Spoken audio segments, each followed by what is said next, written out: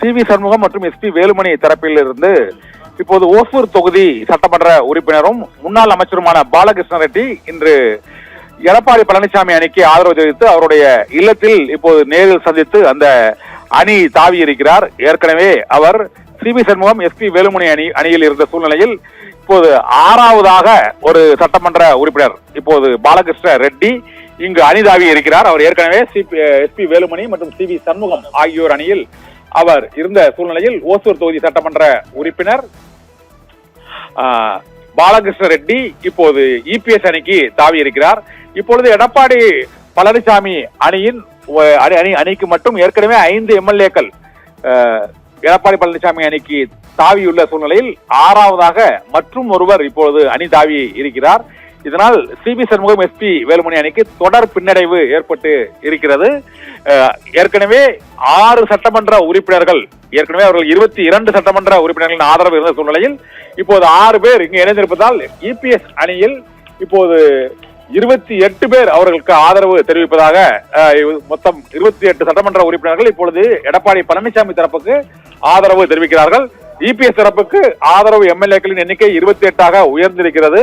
இதே போல சி.வி. சண்முகம் மற்றும் எஸ்.பி. வேலுமணி தரப்பில் ஏற்கனவே 3 எம்எல்ஏக்கள் ராஜினாமா செய்த சூழ்நிலையில் இன்று 4வது எசகி சுப்பியாவும் ராஜினாமா செய்ததால் அவர்களுக்கு ஆதரவாக இருந்தவர்கள் எண்ணிக்கை 19 குறைந்தது. இந்த 19 இருந்து 5 குறைந்து இப்போது அவர்களுடைய எண்ணிக்கை 14 சரிவடைந்திருக்கிறது. இதனால் எஸ்.பி. வேலுமணி மற்றும் சி.வி. சண்முகம் அணியினருக்கு ஆதரவான சட்டமன்ற உறுப்பினர்களின் எண்ணிக்கை இப்போது 14 சரிவடைந்திருக்கிறது.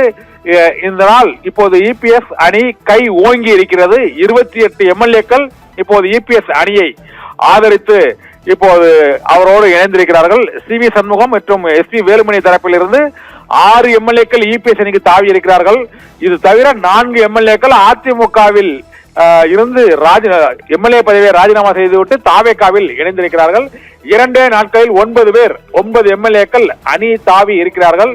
அதனால் இப்போது இபிஎஸ் அணியின் கை ஓங்கி இருக்கிறது. பாலகிருஷ்ண ரெட்டி எடப்பாடி பழனிசாமி தலைமையிலான அணிக்கு ஆதரவு தெரிவிப்பதாக இப்போது அவரது இல்லத்தில் பாலகிருஷ்ண ரெட்டி இபிஎஸ் நேரில் சந்தித்து தனது ஆதரவை தெரிவித்திருக்கிறார். இதன் மூலமாக இபிஎஸ்க்கு ஆதரவு தெரிவிக்கும் எம்எல்ஏக்களின் எண்ணிக்கை 28 உயர்ந்திருக்கிறது. நம்பிக்கை வாக்கெடுப்பின் போது 22 சட்டமன்ற உறுப்பினர்களை அவருக்கு ஆதரவு தெரிவித்த சூழ்நிலையில் இப்போது 6 பேர் எடப்பாடி பழனிசாமி அணிக்கு எஸ்.பி. வேலுமணி தலைமையிலான அணியிலிருந்து அணி மாறி இப்போது இங்கு வந்திருக்கிறார்கள். இதனால் இப்போது 28 உயர்ந்திருக்கிறது. அங்கு அவர் சி.வி. சண்முகம் மற்றும் எஸ்.பி. வேலுமணி அணியினரின் ஆதரவு சட்டமன்ற உறுப்பினர்களின் எண்ணிக்கை 14 குறைந்திருக்கிறது. தீபிகா.